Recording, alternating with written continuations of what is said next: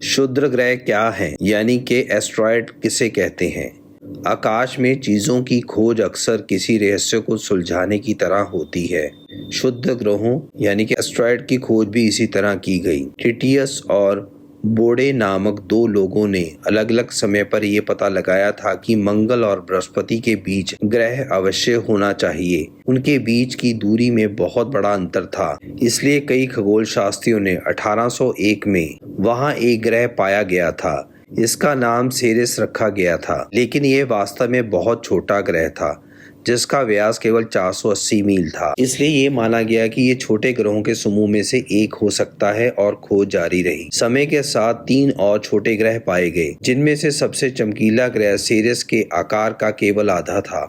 खगोलविदों ने तय किया कि किसी बड़े ग्रह में विस्फोट हुआ होगा और ये 4 छोटे टुकड़े रह गए होंगे। लेकिन 15 साल की खोज के बाद एक अन्य खगोलविद को एक छोटा ग्रह मिला और इसने फिर से खोज शुरू कर दी। 1890 तक 300 छोटे ग्रह खोजे जा चुके थे और 1890 से 1927 के बीच 2000 खोजे जा चुके थे। मंगल और बृहस्पति के बीच के क्षेत्र में सूर्य के चारों ओर चक्कर लगाने वाले इन छोटे ग्रहों को क्षुद्र ग्रह यानी कि एस्ट्रॉयड कहा जाता है। ये बताने के लिए कि वे कितने छोटे हैं, उनमें से 195 का व्यास 61 मील से अधिक है, 502 का 25 से 61 मील के बीच, 193 का 10 से 25 मील के बीच तथा 22 का व्यास 10 मील से कम है। अगर सभी क्षुद्र ग्रहों का द्रव्यमान एक साथ जोड़ दिया जाए तो ये पृथ्वी के द्रव्यमान का केवल 1/3000 होगा। इसीलिए अगर सभी क्षुद्र ग्रहों को एक साथ जोड़ दिया जाए